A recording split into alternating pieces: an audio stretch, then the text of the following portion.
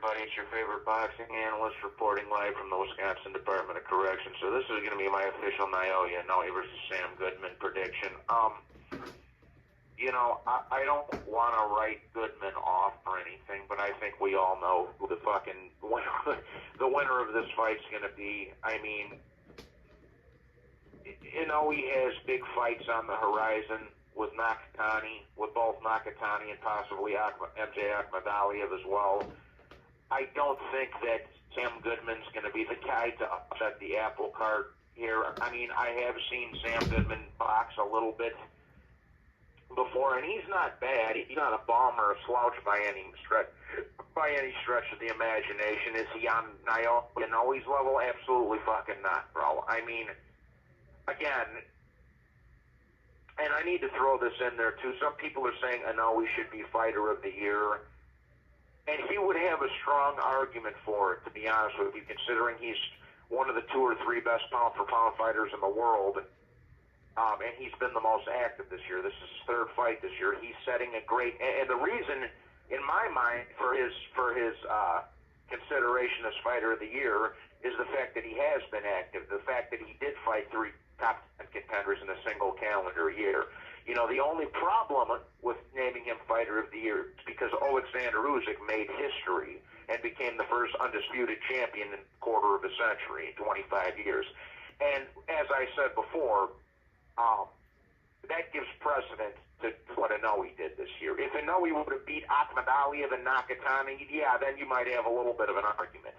But the fact that Usyk just did something that hasn't been done in 25 years puts him a little bit ahead of Inoue as far as the fighter of the year contention is concerned. I don't know how people are even consider. And again, I'm a big Terrence Crawford fan. I don't even know how people have him in consideration for fighter of the year. I like Crawford. I'm a Crawford fan. I've been a Crawford fan for over a decade. However, he's not active, and he's not fighting top-notch guys. Madrimov's a good fighter for sure, but he's not a fucking, you're showing up once every 18 months to fight a contender isn't going to get you any fight of the year's honors. The fact of the matter is Crawford is being considered only for 2 reasons: his nationality and his skin color. It's that simple. People like to suck that certain demographics dick a lot, especially the American boxing journalists. But Usyk is hands down fighter of the year at this point in time, especially if he beats Fury for a second time on the weekend before Christmas. So, but with that being said, like I said, Goodman's a good fighter. He's not on Inoue's level, bro. Inoue's going to blow his fucking head off in a handful of rounds. I say he gets him out of there 6, 7, 8 rounds.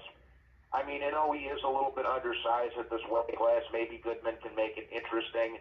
But here's the thing. Let's just say, for argument's sake, which this isn't going to happen, but hypothetically, let's say Goodman takes Inoue the distance and gives him a hard fight. Do you think they're going to give Goodman the decision? I don't. They got a huge mega fight, Southeast Asia set up for Inoue and Nakatani next year.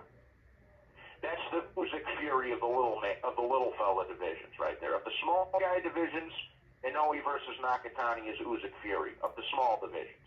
So, with that being said, there's not much Goodman can do in this fight, man. I mean, again, he's going to be outclassed. He's fought the better competition. He's far better pound for pound. He's faster. He's stronger. He's more elusive. He's got the higher credibility. I don't think there's anything Goodman brings to the table that Inoue hasn't seen. So, for my official prediction, I'm going to go with Naoya Inoue by a 6th round, between 6 and 8, we'll say, 6 and 8 round knockout in a somewhat competitive fight, but one where Inoue's ultimately in control for the gist of it. So, that's my 2 cents on this anyways. And again, I'm as you guys know, I'm a big Inoue fan. I'm happy that he's setting a good example for these young fighters by staying active and fighting 3 times a year. This is what Golovkin used to do when he was coming up. This is what Loma used to do when he was coming up.